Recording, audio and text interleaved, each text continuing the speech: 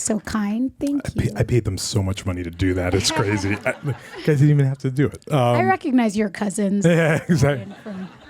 Hi, America. Hi. You're here, and it's great, and I'm so glad to be doing this. I was honored to be asked because, there's not very often you get two Latinos on stage, so we're going to have a party today.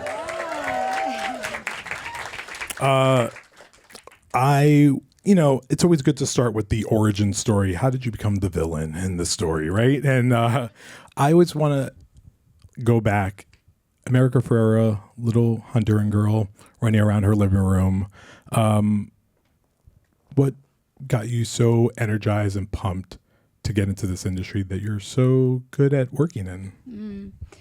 I will answer your question, but first I want to say thank you to you for all of your love and support. And I feel like I have a brother in this industry after so many years. So thank you for being my brother. You actually look like my brother. Have I shown you a picture of my brother? No, actually. Twins, yeah. Like literally. And also thank you guys so much. This is such a lovely thing for you guys to show up. I keep saying, career retrospective with the quotes. But then I'm like, I've been doing this for nearly 25 years. So I guess... Sneaks up on you. I guess it's been a minute. For background, I'm the daughter of Honduran immigrants who moved to the U.S. in the late 70s and then to Los Angeles. I was born at the USC hospital in 1984. And raised out in the San Fernando Valley, Canoga Park, Woodland Hills. Anybody here from that part of the world? Yes. Okay. Up the 101. Hate the 101. Traffic. My God.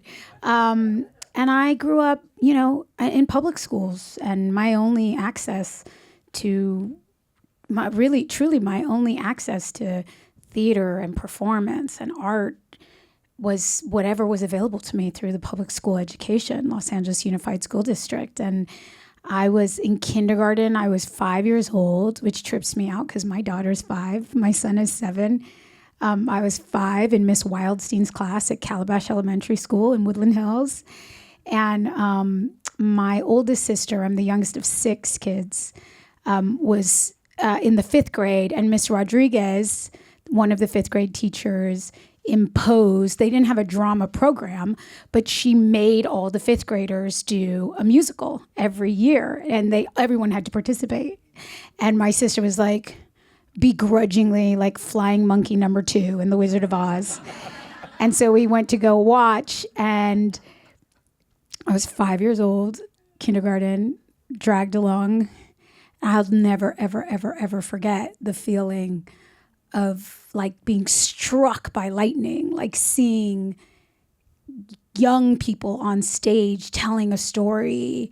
And mostly what I felt was just like seething rage that nobody had asked me to like be a flying monkey. That's how you really know I'm an actress. It started with jealousy and narcissism. Like, why not me? But I cried, and my mom was like, why are you crying? And I'm like, because no one asked me to be in the play. And I just lived for the 5th grade play, could not wait to get to the 5th grade to be in Miss Rodriguez's play. And when I did get to the 5th grade, the play was Oliver. I auditioned to be Oliver, but I got cast as the Artful Dodger, better part. And, it's like, so by the time I was 5, I said to my mom, I want to be an actress, and I want to be a human rights lawyer. And I don't know. Tomato, right? I don't know. I just like saw it and recognized it. And then before 5th grade, I was, my older sisters were in middle school by then. Again, none of them were actors. None of them were performers. They weren't interested in it. But there would be these opportunities through school, and my sisters were going to audition for the school-wide yearly Shakespeare play that Mr. Protho, an English teacher, like dedicated his time to opening up a Shakespeare play to any kid in the school who wanted to do it, not just the drama kids. And I was in 3rd grade at the elementary school, but my sisters were going to audition mainly because all the cute boys were in drama. unbeknownst to them, they were also not interested in girls. But they were going anyway. And I was like begging to go, please, can I go to the auditions? I just want to watch. I just want to sit and watch. And they're like, no. And my mom's like, you have to take her. Like, you can't go if you don't take her. They're like, fine, sit in the back and shut up. And so I went to the auditions, and then I don't know what compelled me. I walked up to Mr. Protho, who was like sitting in the middle of the audience, and I asked him if I could audition for him. I like hid from my sisters, and they didn't know. And he's like, yeah, here, read this part. And it was like reading Samson and Gregory's scene, like the opening. Like, I had no idea. I was a good reader though, so I could read the words. And my sisters look up, and I'm on stage like performing the Samson and Gregory, and I got a better part than them. So there. But I was third grade. I got cast as the apothecary in Romeo and Juliet, and we lived across the street from our elementary school. And I would get out of school, and I would run to the middle school, which is only like half a mile away, and be there for rehearsals. And I just I don't know, I just loved it. So I just did it everywhere and anywhere that anyone would let me do it. Awesome. I love that you're the youngest of 6. I'm youngest of 7, so we just have young baby of the family syndrome, and that's why. Are you the baby? Yeah, I am. You're the 7. youngest. Yeah, 7, yeah. We're just problematic. Because it just gets better. It's like nature just keeps correcting the problems. As anyone who... Sorry. To all the youngest kids in here, I'm sure all your siblings say, you had it the best, you didn't get the best, and yeah, but we know it's not true, so it's fine. We're going to be taking your questions. We have a lot of your questions here, but I have some that I need to ask her too, so we're going to share her today.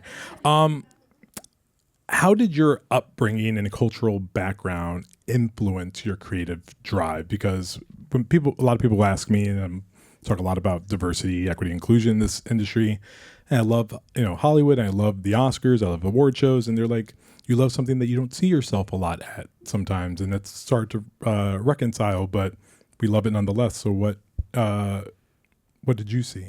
Well, I was always called the drama queen in the family. So I was just like a very feeling kid. I was an emotional kid. I mean, I remember also my sister's 5th grade graduation, like they were singing like Colors of the Wind, and I was sobbing. I'd sit there sobbing, and my family would laugh at me. They're like, what is wrong with you? And I'm like, I could feel it.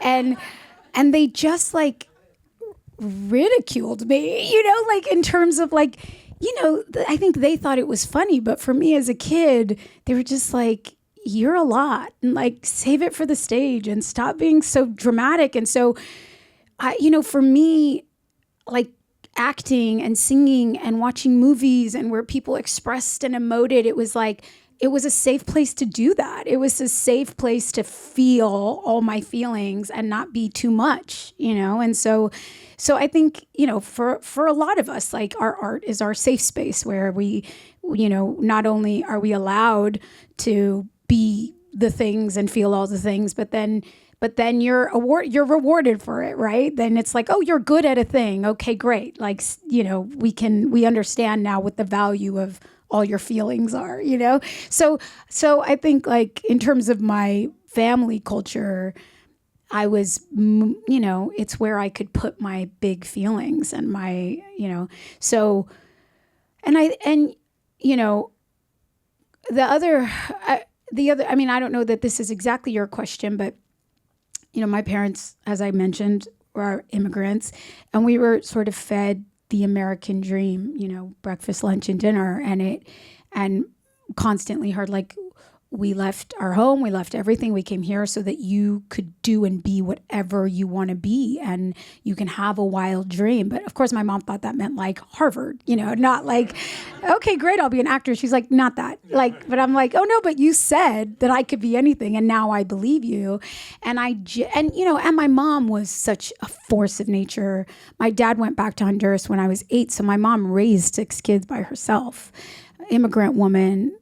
Very smart and also educated, but her education meant nothing in terms of the jobs that she could get. So while I was growing up, mainly for my whole childhood, she was the director of a housekeeping department at the Hilton Hotel in Canoga Park, and which was a decent job, a good job to have, but she was raising 6 kids on her own with like a $60K salary, you know, like we depended on family members, you know, to help us get by, you know, and so she was constantly struggling, like how to keep the lights on, how to keep, you know, hot water running, you know, how to keep a working phone line. Like we were struggling to make ends meet. And so it was kind of an insane, ridiculous dream for me to have in terms of like, I'm going to find my way into an acting career and I'm going to be able to make a living and find opportunities. And,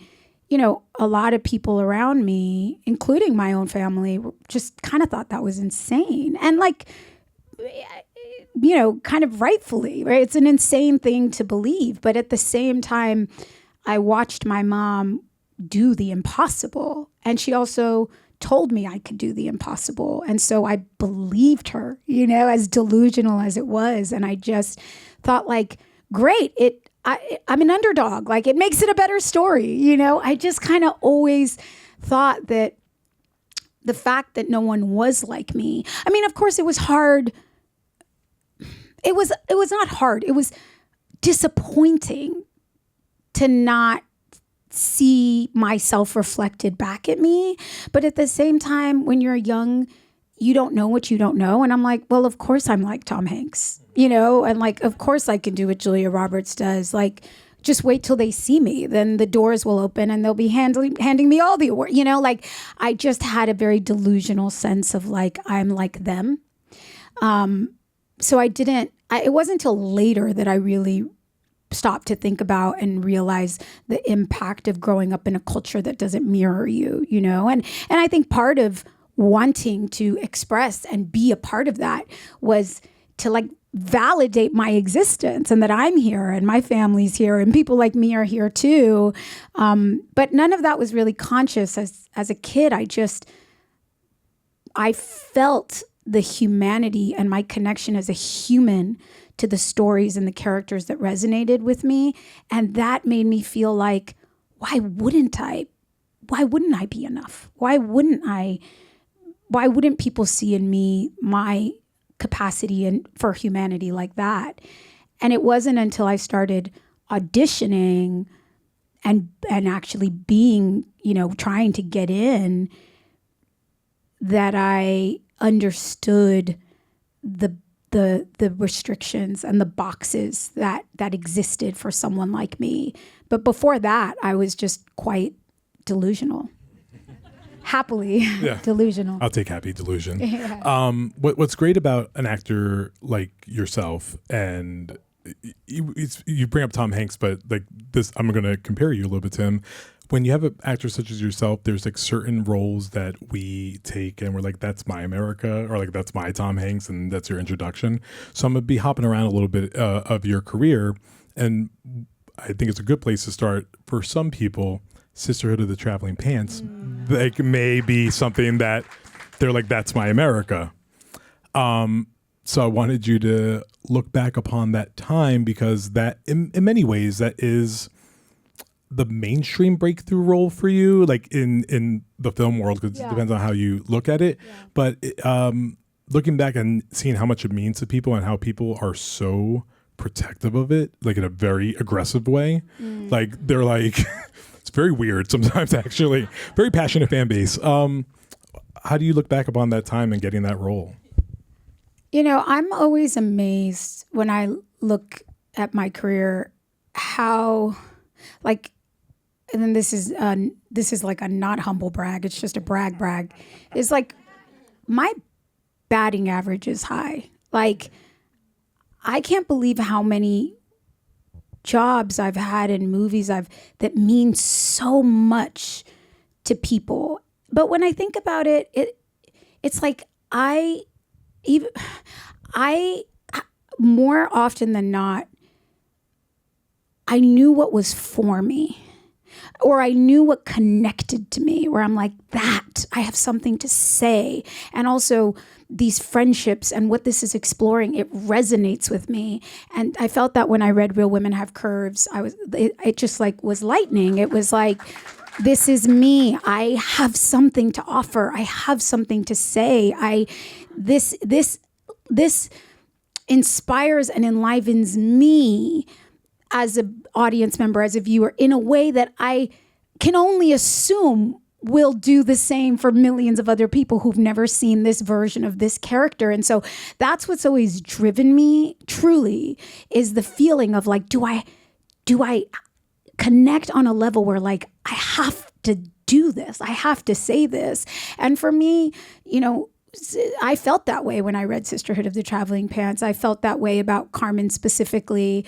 And what I loved about that script was this was a movie about teenagers. And of course, I had read the books after I read the script, but it gave them so much depth and it gave them real issues that they were dealing with. And, Carmen her parents had split up and now she's trying to figure out how to have a relationship with her father when he's moved on. And if you caught before, like my dad left when I was 8 years old. And so for me, getting to play a 17-year-old in this bright movie about magic pants, but it's really about like these young women trying to reckon with the most difficult parts of their life. And for me, Carmen, it was about her identity. It was about who am I to my parents? Who am I to my father? And while my father was Honduran, Brad Whitford is a white man and kind of remarried with a white woman and had white stepkids. And that wasn't my reality, but I constantly battled between, my cultural identity and what parts of me were American and what parts of me were Latina. And so it held in it such richness that really connected to me. And so I've never picked anything based off of, do I think this is going to be a hit? Do I think this is going to work? If I read it and I feel a strike of lightning and inspiration of like, this is a story I know in my bones. I know what this girl feels when she is not seen by her father, when she doesn't belong in that household. Like that's when kind of I would have this almost completely irrational confidence of like, I'm your girl. Like, I know this story in my bones. And I'd take on this attitude of like, well, you can cast me and do it the right way, or you can cast someone else and do it the wrong way. Like, those are your options. And so, that was an example of like, they told me I could have the part if I lost 20 pounds for the role. And I was 19 when I got the part and 20 when I shot it. And it wasn't, I had to fight for that role because Blake Lively and Alexis Bledel, and I had to share a pair of pants with like Alexis Bledel and Blake Lively and Amber Tamblyn. And Ken Kwapis was the director. I loved him. I love him still. But, I had to fight for that. But I fought for it, and I fought for it from a place of like, I'm the right person for this because I am this girl and I know this story. And then the other, I think, lasting legacy of that movie is the beauty of validating, valuing, and exploring young female relationships, which is so rare in cinema. And for our generation, we actually had like Now and Then and like we had a couple really good films back then, but it had been a long time since it's like teenage girls and deep friendships. I think that's what really resonates. Like, people might resonate with different characters in that movie in a different way, but the lasting thing is it reflected to us like how deeply formative those friendships are. And those three girls, I mean, now we're all grown-ass women with kids and married, and we've been to each other's weddings. And for me personally, the gift of that movie were those friendships. And now, like, sometimes we go to brunch and forget that we made a movie. And I'm like, why are people, because we're the sisterhood of the traveling pants. But like the legacy for me personally from that film is these deep female friendships that I took away. That's amazing. You brought up something personal cut I have to talk about because we're the same age. And I imagine when you just spoke about like we had to fit into the same pants, I have 4 Latina sisters that are older than me. And I remember like when Mud Jeans came out, because Latina is trying to find the right pants that can formulate and be great for us is like it's a deep cut. So I heard my sisters screaming when Mud Jeans came out and about like, I could finally find a pair of jeans that work perfectly. So Hollywood change. I want you touched on my America Ferrera that introduced me, which was Real Women Have Curves. And that's my introduction. That's when I was like, oh, I like her. She can act. But that movie has had a really great lasting legacy, which I still find crazy that people are still discovering. Like it isn't like required viewing, that people just don't know it. But also now it's a musical on Broadway. It was great on Broadway. Justine Machado got nominated for a Tony. It was great. But reflect on that legacy and how I think that is the movie that I feel like people will revisit when America's 80 and still killing it. And they're which is just crazy because it's the first film I ever made, and I was 17 years old, and it changed my life in every possible way. I mean, every possible way. First of all, it's like I got to step into my dream. Had the gift of starring opposite Lupe Ontiveros, rest in peace, the legend, the lessons that I learned from her and took from her, and just like from being with her, seeing how she showed up on set, how professional she was, how much joy she brought to the job, how funny she was, how smart she was, how confident she was, and this is a woman who had spent her career playing maids and housekeepers, and always the woman who could barely speak Spanish. She was one of the smartest people I ever met, and she was from San Antonio. But she was like American to the core, and had to, with her, she is like Meryl Streep level talent. She never got to show us the extent of what she had. We saw it in these little moments, but the opportunity she deserved never met her.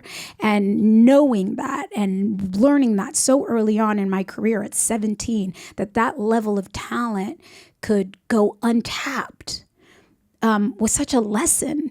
And the fact that she never turned, of course we all have our feelings and we're all human, and I'm sure she was deeply frustrated at times in her career, but the fact that like she would show up for the work with so much joy for the work, and bringing her full self and her full integrity to roles that were not worthy of her, but she showed up and she made them worthy. Like I'm sorry, you don't watch Goonies without remembering Lupe as the housekeeper in that. It's like they gave her nothing. They gave her crumbs, and she returned just a feast of her talent. And like experiencing that right at the get-go of my career was it put me in such a specific frame of mind of like, I only have the opportunities that I have in my career because Lupe and so many other people whose names we'll never know, like they took whatever was on offer and they kept showing up no matter how unworthy it was of them. They kept showing up and bringing their full selves and, just putting down the next stone on the path and the next stone on the path so that the next generation could come up and have a little bit more and a little bit more and a little bit more. And for me, for the entirety of my career, every time that I would get so deeply frustrated at what wasn't available or what wasn't there for me, or how, that was a rock for me. I could go back to like, this isn't about you. This is about a long legacy of people who are nameless, and, to so many people who did their work without any praise. And that's our role. Our job is to like show up in our time with the opportunities given to us and like make the most of it. And I had a dear friend and mentor say to me, like, you know, everyone wants to give you an award for blazing a trail, but you know what's not fun is blazing a trail. Like, it's not fun to be the only one to take whatever is available and spin gold out of it. And so, you know, starting my career with that experience with Lupe, like just like buried my feet in the ground and made me so grateful for, and it was just context for me to always continuously come back to in my career of, we are a part of a longer legacy, a part of a longer fight. And it's important that we just keep showing up and doing our work in whatever that looks like. And so, you know, the mentorship and the education I got from being on that set was incredible. And then the other thing that movie taught me, you know, what it validated for me as a 17-year-old daughter of immigrants, you know, raised by a single mother in poverty with no opportunities, and who was too short and too brown and too fat and not, you know, all of the things that I was too was like, and still like people want to see our stories. Like, we traveled the world with Real Women Have Curves, and people around the world, whatever color, age, shape, gender, size, whatever, they saw themselves in me, in Anna, in that character. They saw their mother in Lupe. They filled in the blank of the cultural specificities, and they recognized our hearts and our humanity and our struggle. And to like really witness that, to be 18 years old, traveling the world, showing this incredibly specific film and seeing people like feel so connected to it was like, you know, who like all of the metrics and all of the bullshit of this doesn't work, or this doesn't work with audiences, and this is what the globe wants. It's like people want humanity, and we have humanity, and we have to never believe the lie that people don't care about our stories and won't see themselves in us. And so it also taught me that, and that as a writer, as a director, as a producer, as somebody who's trying to create stuff into the world, it's like I have like rooted myself in that truth and said, you can show me all the metrics you want to show me, but like I'm the one who gets to hear from people directly, no matter where I go in the world, what they connect to and why they connect to it. And so, you know, I could keep going and going and going about all of my experiences on Real Women Have Curves and how that set me up. It also set the bar. You know, I'm like, now I've been number one on the call sheet, so I don't know why you expect me to be like sassy Latina sidekick. Like, I don't know if you saw, but like I can hold a movie, so give me that. And I had to fire managers because they tried to lower my expectations, you know, to start, like I was in college. So I did Real Women Have Curves. I was still in high school. And then I started at USC studying international relations, but I was still auditioning and I had this manager who will go unnamed at a company that will go unnamed. And he kept sending me like these roles during pilot season, which is a thing of the past. And it was like the chubby girlfriend sidekick to, I'm like, I just won an award at the Sundance Film Festival. What do you mean that this is what I should be going after? And he didn't even say it to me because he was too chicken shit. He said it to, this is all on the record. Oh, great. Okay. Oh, good. I'm glad this is all on the record. He like called my lawyer and was like, someone needs to tell that girl that her expectations of what she can achieve in this business are not realistic. And that was his response. I pay you. You know, and I was like, what? And I was like, bye, like, goodbye, you know, but I was 18 years old. And by the way, I had done it. And this man who I pay to go represent me and get me more opportunities based on what I have already proven I'm capable of doing was turning around to say to me, don't expect more. This is what you've got, you know? And so, you know, I got that fiery blood. So I was just like, I don't think so. This is not how this is going to go. And so I fired him.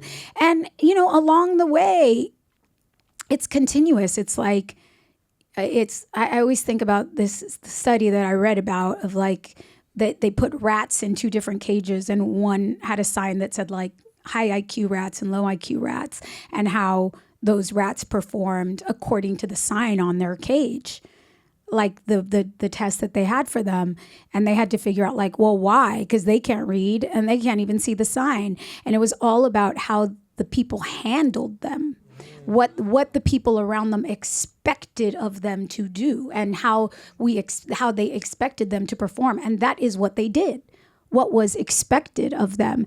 And so, you know, I try to remember that all the time, that like, I can't,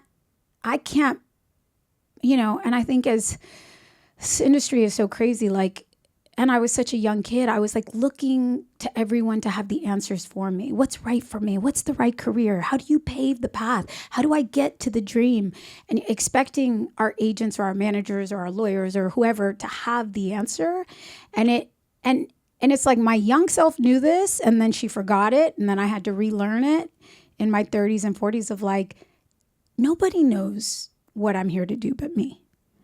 And if I stop and wait and listen to what people outside of me think is possible for me, I'm going to be undercutting myself every time.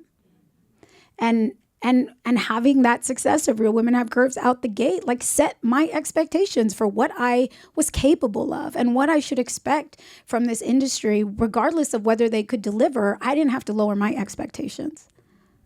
Well said.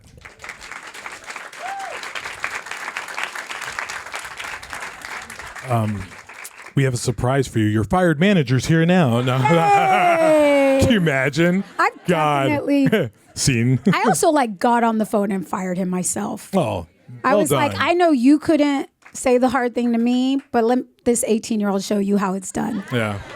Like, America Ferrera doesn't break up through text. She tells you to your face. No, I don't. Okay, we have to talk about it. Betty LaFaya, Ugly Betty. Before we get into there's obviously so much great stuff to talk about, but one of the first conversations you and I had was during the Barbie run, and I gave you this stat that I don't think you had realized at the time, and it's kind of one of these like sad stats. I was like, listen, you know, you won an Emmy for Ugly Betty, and you are to this day still the only Latina that's ever won that category. As a matter of fact, A lead category, period, but specifically also that in lead actress comedy. In addition, is the only one to receive more than one nomination, and she had 2. And it's like one of those that like it's great that you get to trailblaze. The part that sucks is like, you know, I don't know why we don't have 40, and I think about all the actresses that could have had 40 nominations throughout their career. But you know, it brings me no joy to be the only one. Yeah. You know, it's like we're almost 20 years from that. Yeah. Oh, so you're saying there's not been another single Latina actress with enough talent to warrant at least what Emily in Paris warrants? Mm-hmm.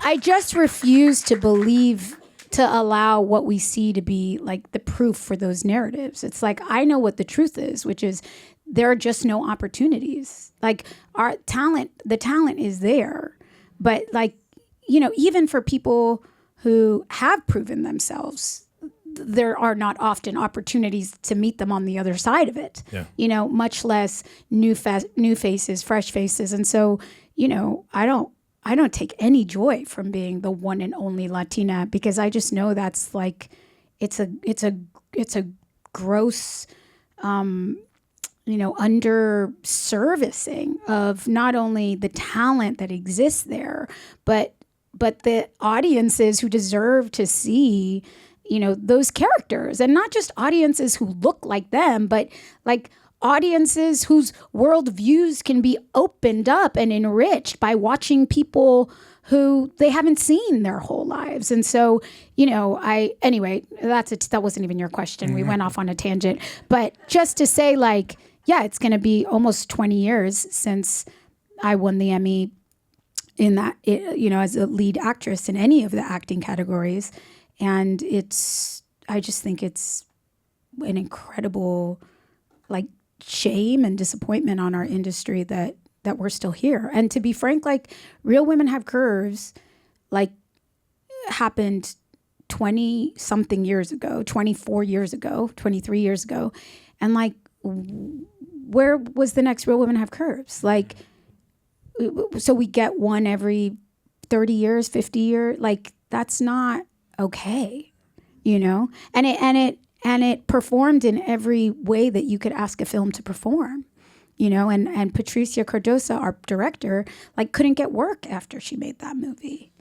That it's like that film with different faces, like, would have spawned 10 amazing careers and 10 more films. And this was sort of like, the success of it was deemed an anomaly, as in, like, oh, well, that was 1 in a million. Can't make that happen again. And we're still there. Yeah. We're still living in a narrative that says that won't succeed or be successful. And we're all the worse off for it, because our talent goes untapped, and also the industry doesn't benefit and gain from the richness of telling new kinds of stories. And what I was going to add, you set me up great for the actual trailblaze that you led with Ugly Betty, because seeing you win an Emmy led a lot of people to think, like, I can do this too. And since, while we haven't had another winner yet, we've had Jenna Ortega get nominated. Selena Gomez got nominated finally.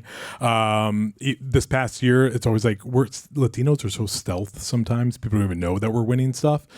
This year with The Studio, obviously made history at the Emmys. First Latina ever to be nominated for writing, won for that show. And the first time a Latina producer, same woman, Frida Perez, won as a producer for that show. She's 30 and Dominican. So, like, that's amazing. Like, you walked so people could run. So that's just your legacy, that's only a little bit. Kind of you to say. But with Ugly Betty, and this is like a funny story, my daughter discovered it during the pandemic because we were all home. It was on Netflix. And then when I told her I was talking to you, she was like, oh, like, she's so young. She thought it was like a today. Well, I am so young. Yeah. She thought you were like 20, and she was like, why are you hanging out with a 20-year-old? She thought it was really creepy. She would yell at me. But the discovery of Ugly Betty is still ongoing. And it's actually really funny, but it's also like, it's great. And I know there's been, like, I know people come up to you like, can we get more, please? But, like, what does Betty mean to you? And could you make Betty now? I would make Betty again in a heartbeat. Like, what up, Netflix? Like, if you want to make a, little revival or a Betty movie, I'm there. Like, sign me up. Oh my God, Ugly Betty was another. Betty she's a part of me. She lives in me always. Most of the characters that I have played, like, they transform me, they change me, and they're just always a part of me and with me. And Betty in such a huge way. That was another one of those lightning moments where I was just like, yeah, that, like, I would have died as a young girl to watch that show. I would have just been like, yes, and that, like, I feel like that's mostly how I, like, respond to things, is from my 10-year-old girl self. Like, if my 10-year-old girl self was like, yes, then I'd be like, there are people who want this. I know them. I am them. We want this. And so, people are always like, did you ever think? Yes, I did think. Like, did you ever think it would be so big and people would?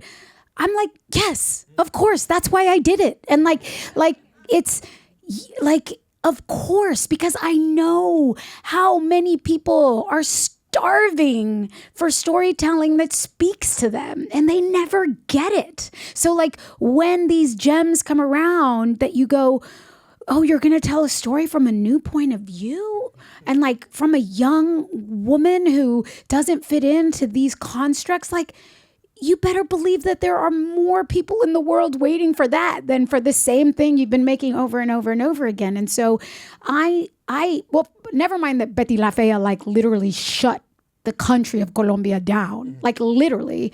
There, like the light bills and the water bills went down when Betty La Fea was airing in Colombia. Like, nobody moved. They just sat there and watched this show. And it was this universal story of a fish out of water and somebody who existed outside of these constructs. They'd made Ugly Betty in India, in Poland, in like Germany. I've met all these Bettys. They all, like, whenever I'm in the country, they're like, and here's your Betty in Croatia, which is so fun. And so I knew that it was going to strike a chord in the same way that I knew people would love Real Women and love Sisterhood of the Traveling Pants, because you just don't get to see these characters. And, you know, the entire cast of Ugly Betty was just like phenomenal, like lightning in a bottle of like, you know, and I mean, these are my people. Like, I got married at Vanessa Williams' house, and Judith Light like officiated us, and I'm Ana Ortiz's godmother to her son. I didn't get the daughter, but I got the son. and you know, I saw, you know, Michael Urie the other week, and the week before that, Chris Gorham, and like, we love each other so much, and we knew every moment, we knew what a special thing we got to be a part of, and that, you know, it was fun and it was bright and it was like over the top and ridiculous at times, but ultimately it was grounded by Betty and her family and the love that they had for each other, for themselves, and that they could step into this heightened, ridiculous world with insane expectations and still hold their integrity.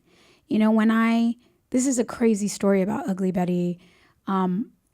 Malala, you know, Nobel Peace Prize winning Malala, who was shot by the Taliban as a young girl for going to school in Afghanistan. She wrote a memoir, and in the memoir, she talked about how she had like a collection of DVDs that her father would get for her when he managed to go into the city. And that when she was in the hospital, all she wanted was like her collection of DVDs. And part of her DVDs was Ugly Betty. And she said watching Ugly Betty made her feel like she could be a writer, like she could write things that made a difference, and inspired her to, you know, report on the Taliban as a young, not even teenager child, and like talk about her experience as a young girl living under the Taliban in Afghanistan, like partly inspired by Ugly Betty.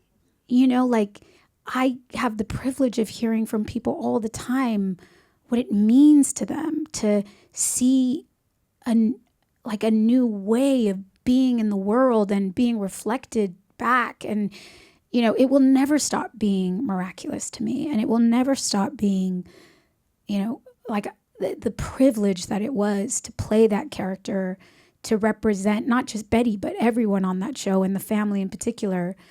You know, all the gay boys who watch Little Justin, like, be loved by his family and be accepted. Like, it was magic. And it, you know, I know it's like we do this thing where we're like, well, we're not saving lives and we're not curing. I'm just like, kind of we are. Like, when we choose to tell stories that humanize us and represent us, and when we get to see ourselves and open up possibilities for young people in other countries to say, well, maybe I could be that, maybe I could do that. Like, that is saving lives, actually. Like, storytelling can save lives and change lives. I'm going to quote Sterling K. Brown, who once said, you know, we talk about diversity a lot in this industry, and oftentimes we're talking about different things, especially when you ask people about it. But Sterling K. Brown once said, he's like, you are specific.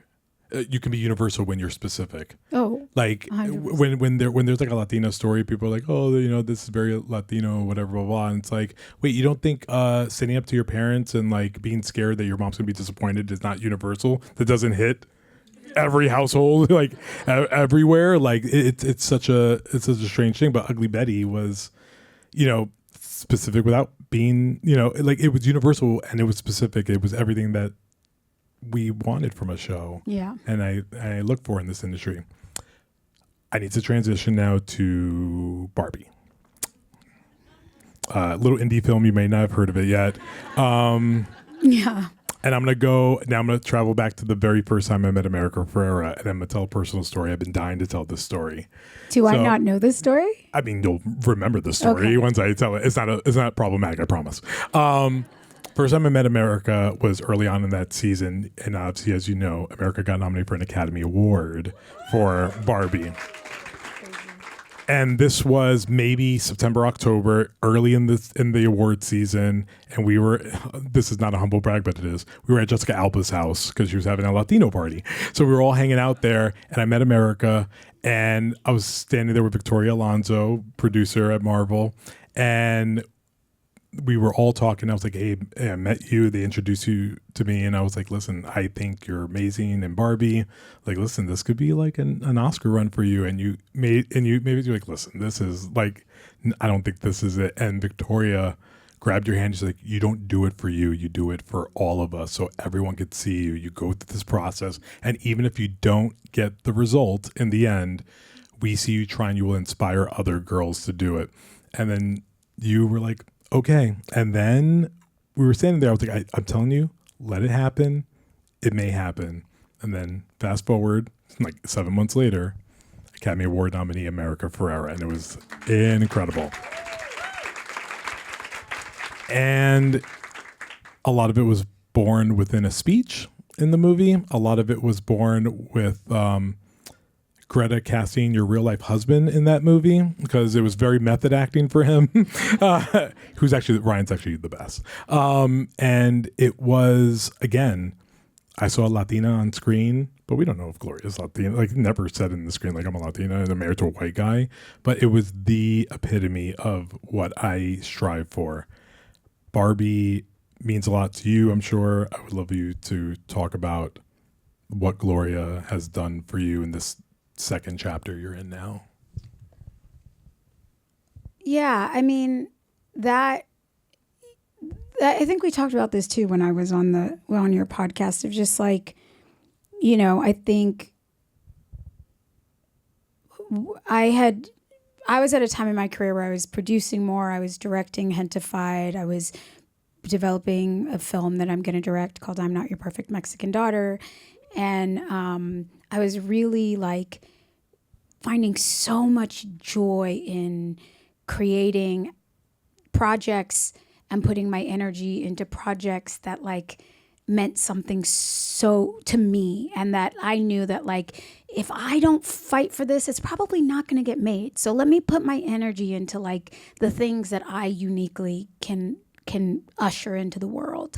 And I had, stopped waiting for, needing, expecting, desiring, like the phone to ring, right? And some fabulous director is making some fabulous movie, and they want you, like that thing that has never happened to me ever, and also it's like a fantasy. It's kind of insane, It's a delusion that actually, I think is a good thing to get rid of. But then, lo and behold, literally, like I just get a phone call that Greta's making Barbie, and I was like, Barbie? Like, what? Greta's making Barbie, and she wrote this part, and she wants you to play it. And I was just like, wow, that's crazy. And I read the script, and I was, even before I got to the Gloria part, it was so bonkers and so bizarre and so weird and hilarious. And it's Greta, so we know too that her brain is not like ours. And it's just like, was intoxicating to be in that world. I was like, this is so much fun. This is like a movie no one asked for. And like no one knew they needed a Barbie movie, but they needed a Barbie movie from Greta Gerwig. And then when we got to when I got to the part with Gloria, even before the speech, just the part of her being like the human who's dreaming about like getting to be a part of a fantasy, of playfulness, of something that she connected to, but it's not obvious why. Like, what does Barbie have to do with this woman? I just immediately, as a grown, and that Gloria was a grown woman and not a little girl, but a grown woman with a desire to get lost in joy and playfulness and aspiration and fantasy. Like that Greta wrote a character of a grown woman who got to kind of find her freedom and her liberation from this small thing about what a grown mother working woman should be. Like it just, like we so rarely as grown women, and particularly as women of color, like get to represent our joy. Like we so often are asked to represent our struggle and our resilience and our strife and but like when are they ever like, come play? You know? And so I think that she wrote that character to be a grown Latina woman who was getting to play, and that she was asking me to do it. It was so moving to me. And then when I got to the speech in it, realizing that she gave this very human moment that was breaking through in this very not human world to the character of Gloria, I was just, floored and delighted and so honored that she wanted me to. She didn't make it easy for me. She was like, Meryl Streep read this speech and said she really wanted to do it. Like, not the role, but that like, this is the kind of speech Meryl would want to give. I was like, no pressure, thank you. But also watch me. No, no. And so I was just like, it was another one of those things from the beginning where I was just like, no one knows what's coming. Like nobody understands what Greta just did with our projections and expectation of what we think a Barbie movie is, and how she turned this around and made it about humans, and how she made it about women, and how she made it also about men, and that she was so generous in her artistry to let everybody feel full and alive and seen, even if they were plastic male dolls who loved horses. Like we got to see his pain, So that also from the get-go felt like this is a special one. This is a big one. And I felt really honored to get to step into it and represent humankind in a plastic world. Your description of the movie is so on the money. And I remember when I saw it, I would tell people, I'm like, it's not supposed to be good. Like, this is supposed to be a really bad movie. I was like, there's no way this like is supposed to work, and it like just does. And and you're a big piece of that, and a little bit about Ryan Gosling's abs too. Just only a little bit of it. I just want to quickly touch on, before I get to our good questions here, a few notable roles that I just love of yours. Same year as Barbie is Dumb Money, which I think you are great in. Oh, thanks. I love Dumb Money. I loved it too. It got lost in that like double strike, writers and actors on strike, and it premiered at Toronto, and we had this amazing, fabulous cast. If you haven't seen Dumb Money, go watch it. It's so fun. Like Anthony Ramos is so funny in it. And everybody is great in it. And it's one of those where you're like, oh, at a different moment in time, this maybe would have been a different conversation piece in culture, but go watch. That's a fun one. And I loved working with Craig Gillespie, as short-lived as it was. And actually, Paul, I know we'll get to The Lost Bus, but Paul Greengrass offered me the part in The Lost Bus because he saw Dumb Money. Yeah. And Jason Blum, who's one of our producers, his wife was one of Lauren Blum was one of the co-writers on. So that was the connection of, The Lost Bus. He didn't see Barbie monologue and think, fire, but he saw the work in Dumb Money, and that's why he wanted to work with me. It'd be interesting if he was watching Barbie. He was like, fire. Yeah. Fire. Yeah. Horror. Superstore. Yes, let's talk about Superstore. Which you worked with one of my good friends, Carla Renata, on that show. Oh, I love Carla. Superstore was also like this most frustrating show of like, I know how good it is, and I feel like no one else knows at the time. Like it was just like, there's so many TV shows like this that are on TV. You're like, God, if people just watch this and if they just knew how to break through, this be on forever, and it should be still on. I would have loved you to do it. It is on forever. You can see it on everything is on forever, and you'll never miss anything ever again. But you're great on that show, Superstore. I want to talk about Superstore, actually. Please. Like, and what you're saying, like this, this thing. I mean, first of all, our industry is changing so much, and what is anything, right? Like, what are awards? Like, you're talking about, we had 400 series at one time, and now that's contracting, and like all of the traditional ways of making things and releasing things and putting things in the culture so that it can start a conversation. Like, that's so rare now, and it's so much more about like who is in the right position in the machinery of Hollywood to be in a position to be a part of the conversation that is less organic now, because there's more content and less avenues to breaking through and getting to be a part of a conversation.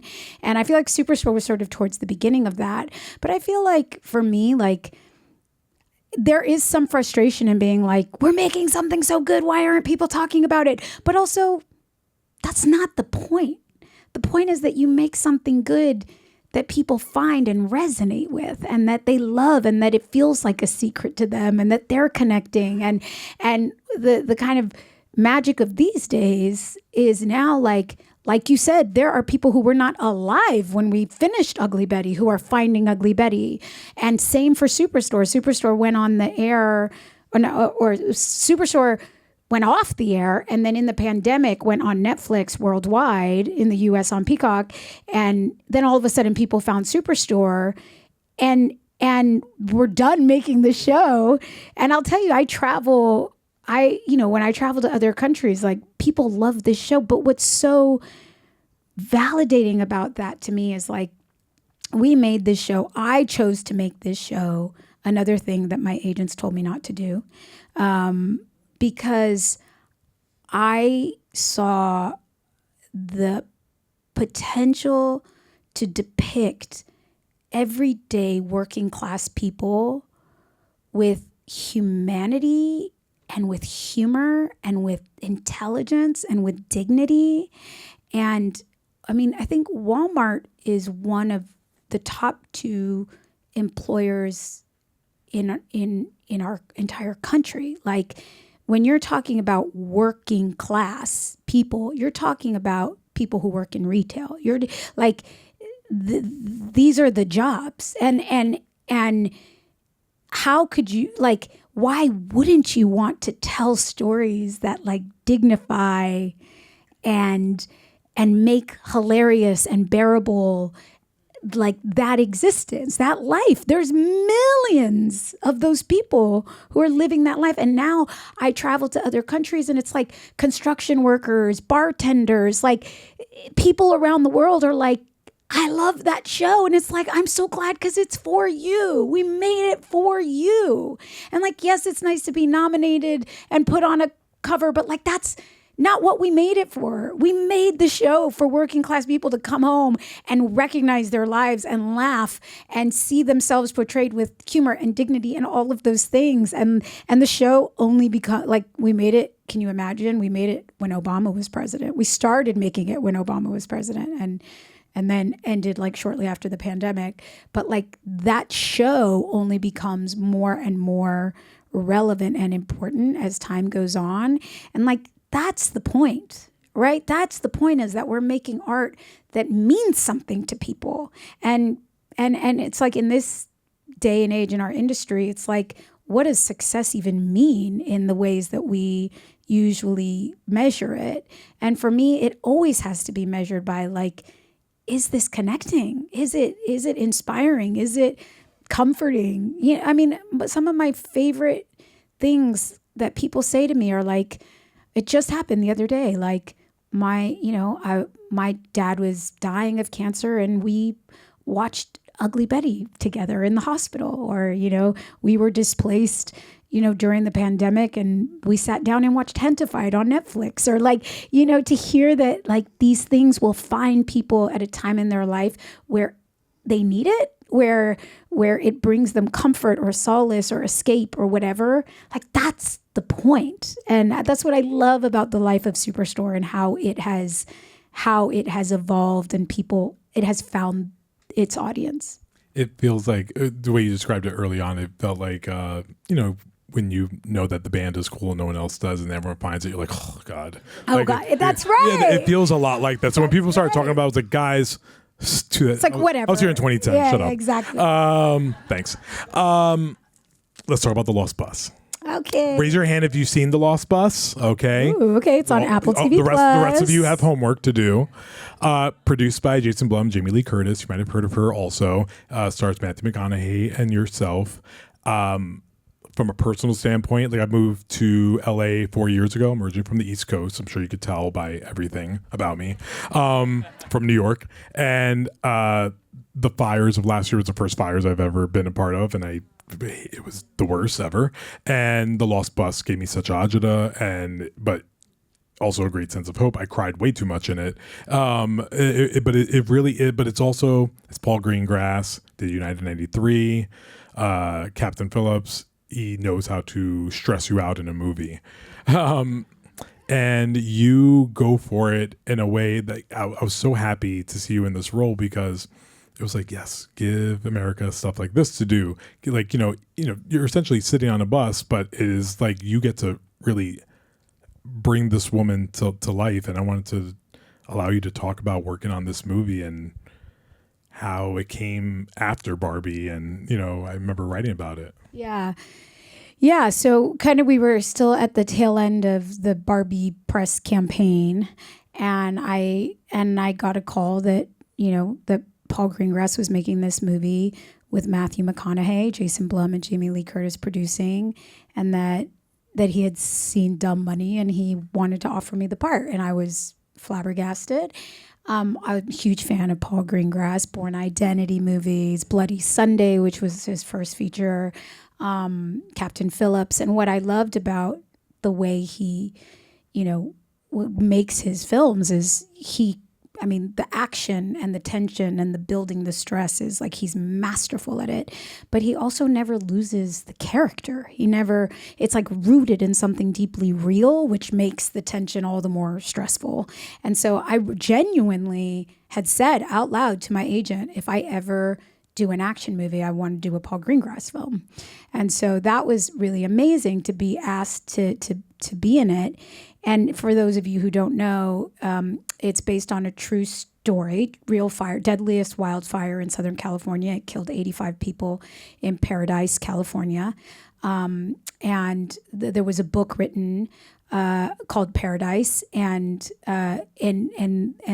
Lizzie Johnson, who wrote the book, told many, many stories of what happened in the town, also the angle of the energy company, I believe it was P&G, and the lawsuit against them because they didn't turn off the electricity on a red flag windy day.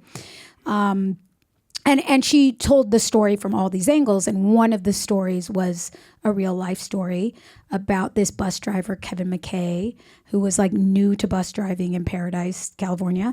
And he was the closest bus driver with an empty bus to this elementary school where 22 kids were stranded because their parents couldn't get back to them through the fire. So they were with their teacher, Mary Ludwig, and Kevin McKay picked them up, and then they spent 6 hours trying to escape the fire and get out of the fire. True story. Spoiler alert, they all live. I feel like this is one where the spoiler alert is necessary. And the kids live. Everyone needs to know if the dog dies and the kids live. Everything's fine. So, but the journey is real, and Mary and Kevin performed the most incredible act of heroism you could imagine. Harry, who's Harry? Mary. Mary had her own 2 kids out in the town and unable to communicate with them. Kevin had his own son up in the house. He was actually heading to evacuate his son and his mother, who was old and unwell, and didn't know if they would get out, how they would get out. But he was driving his bus and he got called to rescue these 22 kids. And he made the choice to turn that bus around and go rescue those 22 kids. And this is a story about these 2 human beings who chose to take care of and love other people's children the way they love their own. And that's a story we need today. That's a reminder that we need today. And so that kind of everyday people at the center of a story about their heroism is, to me, is gold. Like, every hero that did something heroic in my life that made the impossible possible was an everyday person, was a teacher, was a friend's parent, was my math teacher who stopped to encourage me, my drama teacher who would sit and have lunch with me when I didn't have friends in my senior year. It was a different therapy session. But I'm primed to look for the heroism in everyday people. And so to get to tell that story, it feels like such an honor. And Jamie Lee Curtis was really the catalyst for the film. She read the review of the book in, I think, the Washington Post, and then heard an interview with the author on NPR. And then she pulled the car over, called Jason Blum and said, I think we need to make this movie. It's about everyday people and heroism, but it's also about climate change. And it's also about like our growing reality. So we made the film, and Paul was sound mixing. I was walking into and out of ADR when the fires in LA and Pasadena and the Palisades started raging. And so it only underscored the reality that we had already been steeped in while making the film of, this is not a one-off situation. This is growing. The fires are unprecedented. The dryness is unprecedented. What we as humans know how to do to combat the fires, doesn't always work. And the truth is that that's every single one of our kids is on that bus. Every single one of our children are on that bus. We're on that bus. And this is our reality. And so I think what the film does beautifully, and what Paul did beautifully, was, and I think this is the magic of storytelling and the unique capacity of storytelling, which is to take us out of our minds and our rationales for these discourses that we have about big, complicated issues that we politicize, and put it in our bodies. Remind us that we are humans living a human experience. And if you can live it through these humans whose story you're watching and feel it from that angle, you understand it in a different way. And you don't have to say the things explicitly. You watch the images, you feel the feelings, you know that that's child is your child. You know that that person is you, that's your home, that's your community. And so there's a lot of hope. There's a lot of resilience and human care displayed in the film. And so it doesn't leave you devastated. I think it's a call to action, but it's also a reminder of how good we can be. And it's just a really scary movie.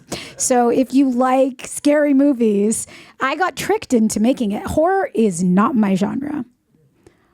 I cannot watch it. I think the last horror movie I watched was Scream 1 when I was in junior high. And I was and I'm done. That's a wrap on horror films for me. I was just about to ask you, I was you should do your Hereditary. That would be right? Can you imagine? You have to watch Hereditary. It's a comedy. It's a comedy. Don't worry. I mean, no, but I feel like I got tricked because I was like, oh, I'm going to go make this really like great intimate human drama. And then 3 weeks in, I'm like, I'm making a horror film. And like the fire is a monster and it's life and death every minute. And I somehow like walked into making this horror movie and didn't realize it. Just to let everyone know, because she's not going to brag about it, but I will. Tomorrow, I'm a member of the Critics' Choice Association. I'm on the board, and I program Celebration of Latino Cinema every year. And tomorrow, Jamie Lee Curtis is presenting America an award at that show. We are honoring her. So Thank you. That's very kind. She's going to hang out again tomorrow with me. I have questions from the audience. We're going to go through those. We'll go through as many of them as I can. I've removed all the terrible ones. So these are what's left. And then when I read your name, just raise your hand just so we can see that it was you that read it. So first one's from Tess. Oh, hi, Tess. Oh, sorry, Tess. She was like, oh, no. You've had such groundbreaking roles, whether in Real Women Have Curves or Ugly Betty. When looking for a new role, a new part to take on, what do you look for? What characteristics do you love to explore? Yeah. Thanks, Tess, for the question. I feel like I'm always looking for something new to explore. What haven't I had the chance to do? I think more specifically, like we didn't touch on this. It's complicated and very. It's a complex thing for your career to kind of always be representative and to be a representation of many other people. It's an honor and it's a great responsibility and one that I feel honored to have. But at the same time, I do feel like there's some restrictions on the artist in that when every job you take has to represent everyone else or something good versus just move towards a story that is an aspect of you as an artist. And so I feel like at this stage in my career, I'm looking for ways to express my artistry that are unique and individual to me and don't necessarily have to be representative of anything or anyone else, but really just get to dive in and play the very specific character that doesn't have to be good or important or, authentically representing something else. And because I just feel like I haven't really had the chance to do that through a lot of my career. So yeah. Thanks. Kevin. I'm using my big voice. Hi, Kevin. By the way, I read, this is very funny, just real quick. I read this fast because it says question 4 and you put AF. So I was like, Kevin AF. I was like, that's good. It's slang terms, guys. I think it's a hard question here, but film or theater? That's all it says. Ooh. TV. No. I started in theater. I love theater, but the thing I love the most about theater is rehearsing. Like I love being in a rehearsal room. I love finding it, the discovery. And the thing I realized about television is rehearsing on camera all the time. And you get the longevity, if you're lucky, to get to live a long time with a character and a cast, but you don't have to do the same thing every time. So I kind of feel like TV is this for me and what I love to do, this magic spot of what I find hard about theater is then doing a really long run and doing the same, which of course is the boot camp of it, right? It's why when I do choose to do theater, I go, these are good muscles for me to practice as an actor. And I do love live theater, but I think my sweet spot and what really fills me up is getting to be with a company of people for a long period of time. I feel like everyone gets better. The actors find more chemistry. The writers write better for you. The camera department starts to learn how you move. Everyone is able to build more of a rapport. I feel like in films, as soon as you get it, it's over, And so to go back to The Lost Bus, actually, so Paul Greengrass is a documentary filmmaker, but from the beginning. And one of the ways that showed up in The Lost Bus was that for weeks he was chasing a very specific kind of light, the magic hour, like 6:30 to 8. And so we would come in the morning and we would rehearse like a 35-minute sequence of scenes. A move from this building with 22 kids into that building, wait for someone to come in, come out. Matthew will show up on the bus. You'll take the kids you'll walk them through, you'll get on the bus. He'll drive down the block. The cars will come, the helicopters will come, and then cut 35-minute sequence. We would rehearse all of that choreography for hours, and then we'd wait for the light.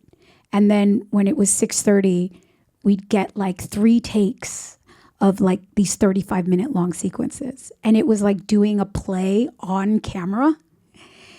And it was so thrilling.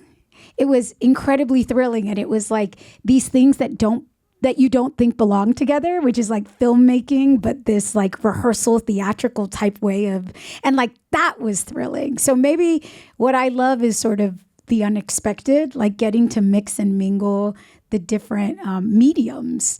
I love all of it. I have to say, like, a little bit, my heart is like, I'm kind of a TV gal. Just ignored his question completely. See? Wait, did I? No. He said, no, you gave your answers. Yeah. He said film or theater. Good job, Kevin AF. You gotta call him that from now on. That's his new name. Salem? Am I saying that right? Hi. What advice would you give to Hispanic Latino creatives who are struggling to break through during our current political climate? Which is a very good question, especially since I believe diversity has become the new F word, and I don't like it. My advice to Latinos and to all of us artists is to like make your work. We need you to make your work. Write your stories. Film your stories however you can, collaborate with others, make your art, share your art, show your art, make your work. Like, don't stop making your work and don't stop telling your stories. And, there's no telling when things will shift and when the windows of opportunity will open. But, and that's the business of the business. But artists have a pivotal role to play in this moment, in our country, in our world. We need artists. Artists are a pillar of civil society, and where we are as a country and in a world will largely depend on what happens in our culture right now. And artists have an outsized role to play in fighting for our culture and not conceding culture over to the authoritarianism, the racism, the cowardice of people in positions of leadership complying with canceling DEI as if it was a pair of skinny jeans, in and out of fad with whoever wins an election. We can't control how and when necessarily those things shift. But what I would say to you is make your art, make your work, and show it and share it with everyone and anyone you can, because we need your voice more than ever. And we need courage. And courage is contagious, but cowardice is contagious too. If we get quiet and silent and try to shift our stories and shift what we're making based on what we think is going to work in this climate, then we've already lost. You have to find and create the spaces where you can keep telling your stories and speaking the truth to whoever will listen.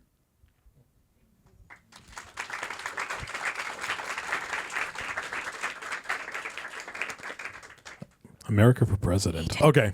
I've said that before, and she thinks I'm joking. I'm not. This one is from a band, I think. Belle, Abigail, Charlize, and Courtney. Oh, okay. The sister of the Traveling Pants. That's what they're definitely trying to do. We see through it, and I love it. Go ahead. What challenges do you think young actors struggle with in today's industry that maybe you did not deal with? Good question. That is a good question. I don't know. I would have you tell me. I mean, no, seriously.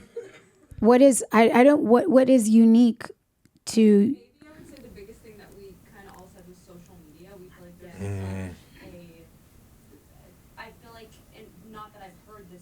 from all casting directors, but some casting directors will look at social media. Following to see what you're posting. So just something like that. Anything, I don't know if you have advice for that. Just for the people who can't hear us at home when they're watching it because you don't have a mic, social media is what you said, and casting directors who are looking at social media to cast, and what are your thoughts? I mean, I don't know. I honestly, like, I feel for you because that was not an element of what I had to contend with. I had to show up and do my work and fight for the role and get the role and do my job. And, I think I'm on Instagram, and I'm grateful to the people who are interested enough to know, like, what I'm up to and but I also, like, and that's why I don't cancel it, because it's nice in a way to have a channel to folks and also to share things that really matter to me. I mean, it feels toxic to me when I'm trying to manipulate it and figure it, like, try to use it for some other end.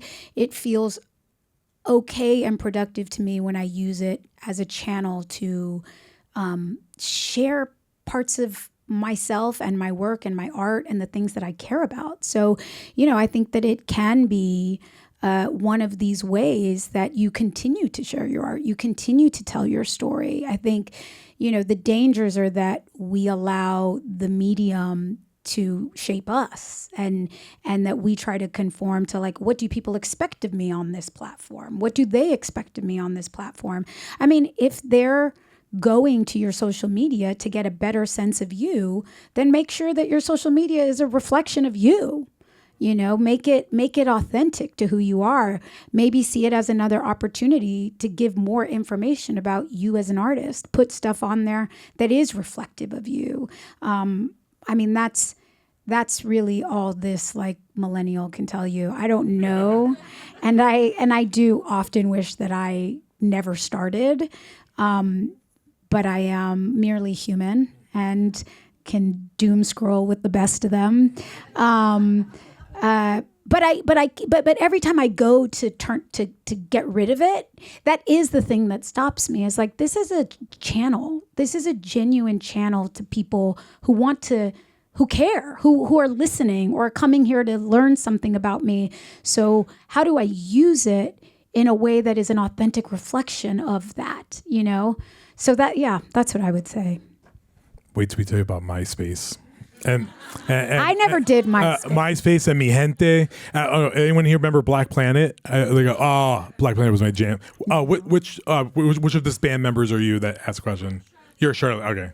Abigail, Courtney. All right. All right, sisterhood. And do you share a pair of pants? Yeah.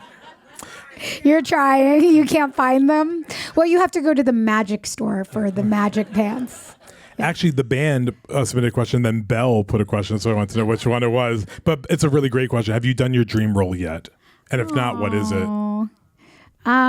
Yeah, I feel like I have. I feel like I've gotten to do roles that felt like, things that I was dying to express and do. And, I don't know that I have a dream role. I feel like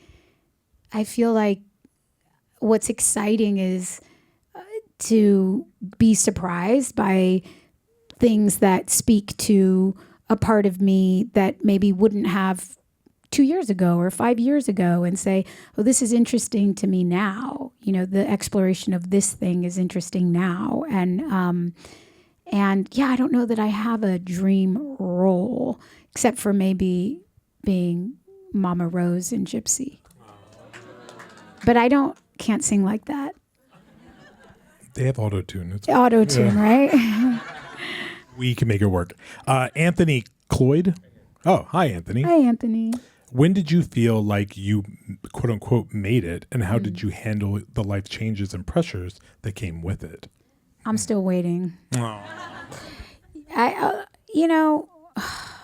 Okay, it's like, how much time do we have?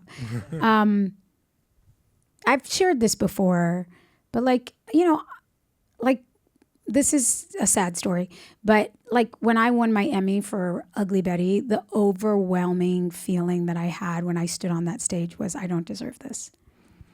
And I know it's sad, right? And I think the gift, the true gift of my successes that I've had are that they illuminate and reveal that that's not it. This is not the thing that's going to make me feel whole and good and worthy and valuable and proud of my work. Like, of course it feels good to be acknowledged. Of course it is what it is, but it also reveals to you what it isn't. And it isn't going to be the thing that makes you feel like you've arrived or you've made it. And the you arrived feeling, I've realized, like, is not the point. It's not the point to arrive. It's the point to be like turned on by your work, to be creatively excited and curious. And like, that's the feeling that I've begun to chase in my life, is like, where am I lit up and where am I so deeply in a process of discovery that like, this is all I want to be doing. And like it's not to say that it doesn't feel great to be acknowledged by your peers. That's not my work. That's not my work as an artist. That's not my work as a human on this planet. It's to not just walk around accepting awards. The work is the work. And so I feel like I've never had the feeling of I've arrived. And I finally feel like I don't need it. Who needs that feeling? I want the feeling of loving what I'm doing and loving my work. I think we have time for two more. Chris Loretto. Oh, hi, Chris. Hi, Chris. Who's your favorite journalist? Oh, I'm sorry. It's right there. But you can say it publicly, what it is. That's fine. No, his real question is, you can say Clayton now. Clayton, oh, thank you. There you go. All right. Clayton. Sorry, she didn't get the missed cue my at cue. all. Oh, my God. What would you say is the most effective way to continue pursuing our dreams while managing life and work? Ooh. Ooh. I mean... You don't have the answer? No, ask the question again.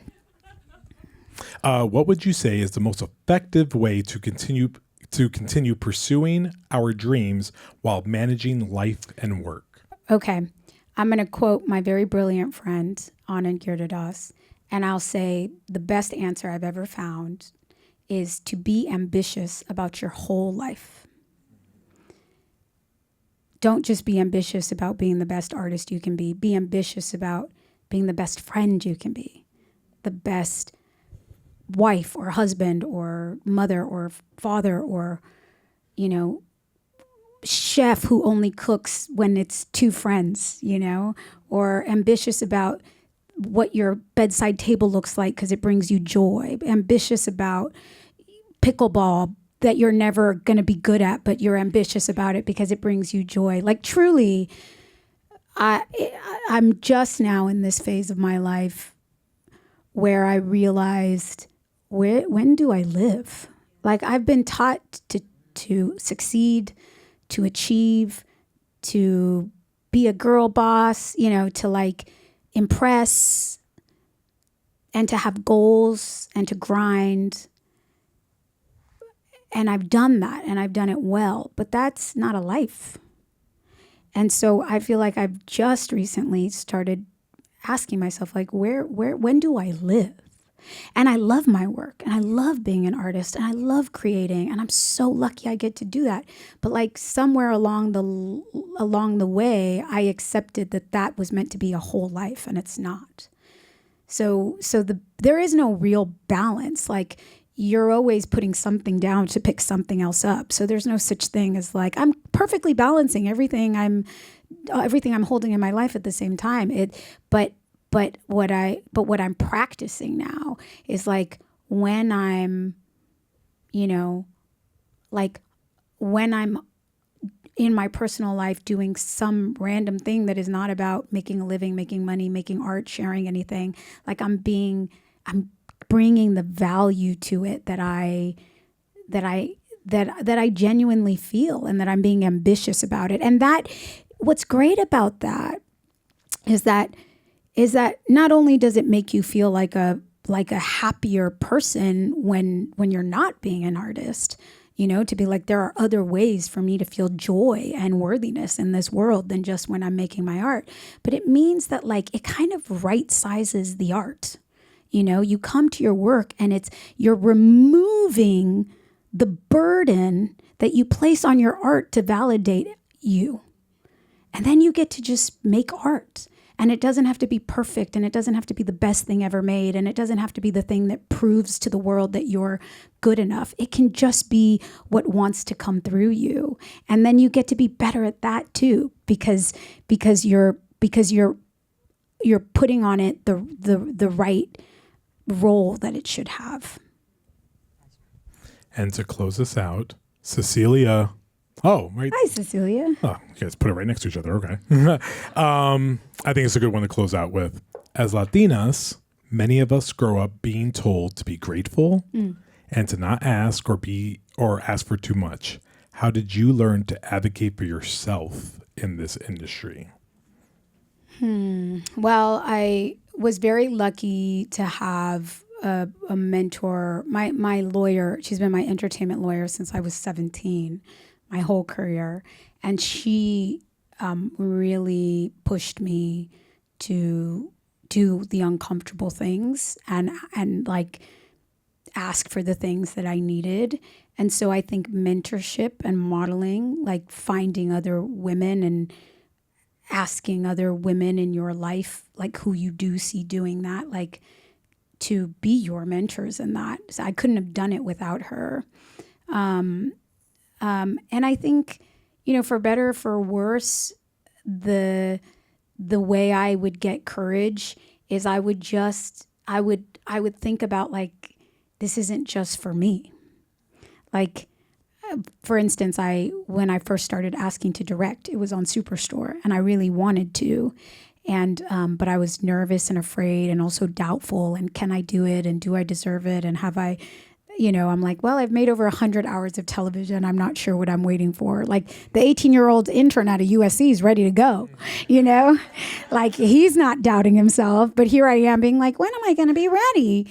And I never really like, I think what got me over that hump was, I mean, the other women that I'd seen do it, like Amy Poehler and my friend Amber Tamblyn and Eva Longoria, who were like women who got behind the camera, who'd been in front of the camera.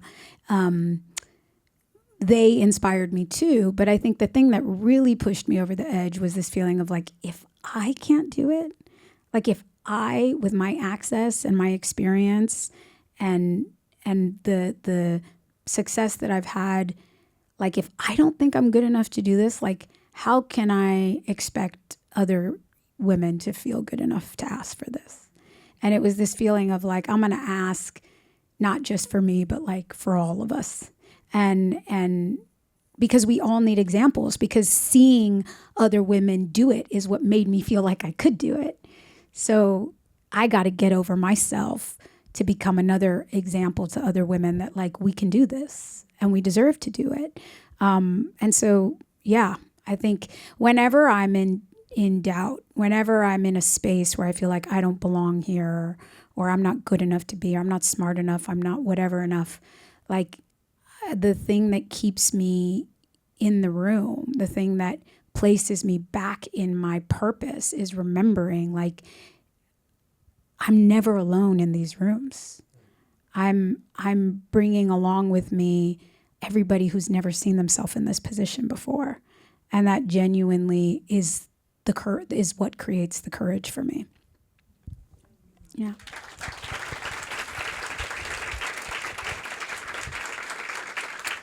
So to quote you, get over yourself, America for president, like I said. With that, it really was like, it was a really great thing to do today to just sit here with you for an hour Thanks and a half for listening to me talk for so long. Go see The Lost Bus, and then go tell everyone, keep the word out that America Ferrera is still here and she's killing it. I love you very much. Thank you for letting me do this. And everyone, America Ferrera, thank you. Thank you, Clayton.